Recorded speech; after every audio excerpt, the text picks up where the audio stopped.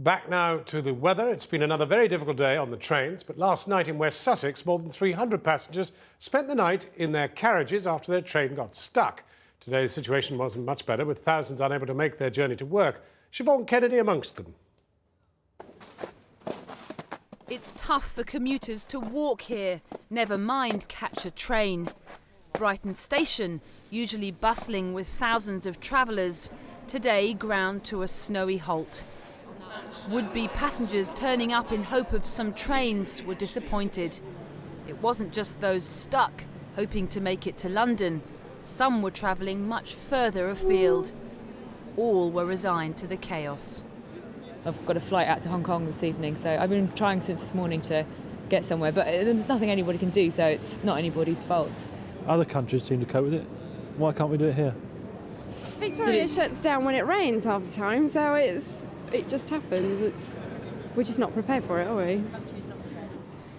Southern Rail was hit hard as trains on its line take their electricity from a third rail running on the ground, which is much more vulnerable to snowfall. Is there nothing that companies like yours can do to prepare for this type of weather? And I would say the weather over the last few days has been exceptional circumstances, and it's not the sort of thing we can cater for on a day-to-day basis. So exceptional circumstances has caused the disruption over the last few days.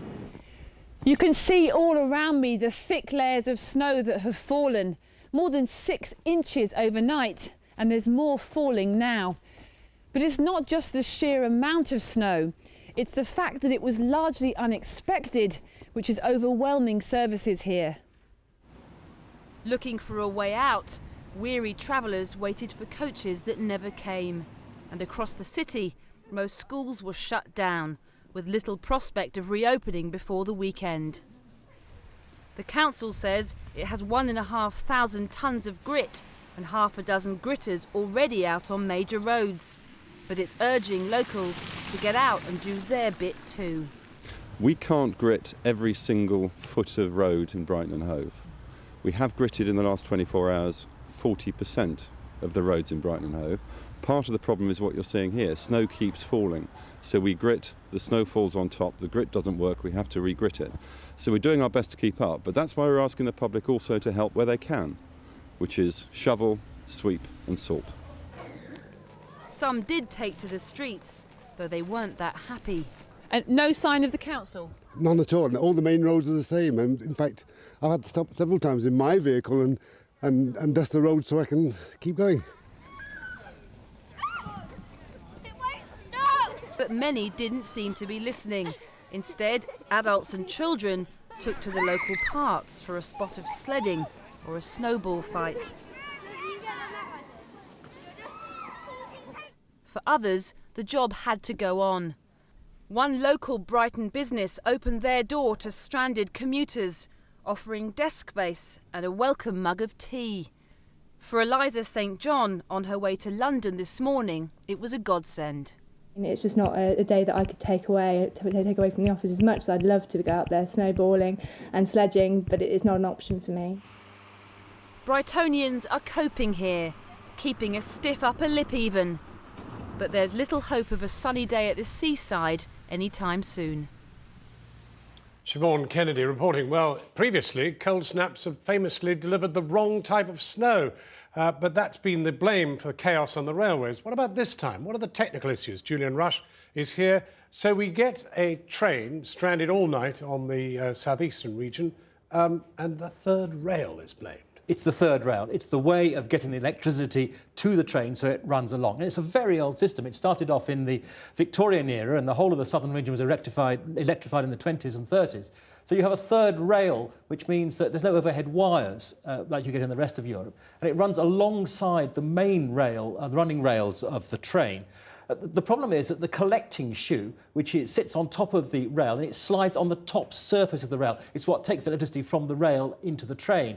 And it's vulnerable because snow can fall on the rails and form a layer of ice, which means the collecting shoe can't make contact with the rail, and so the train effectively breaks down. Now, there are other ways of doing it. The Docklands Light Railway, for example, is also a third rail system, but there the collecting shoe is on the underside of the rail, and so it's protected. Now, Network Rail has a way of dealing with these sorts of things. It runs ghost trains and what are called de-icing trains. There's some 30 of them, and you can see one here today in that station there. And they spray a de-icing fluid onto that third rail to try and prevent that ice building up. A lot of them weren't able to get out last night, says Network Rail, because their routes were blocked by the broken round trains.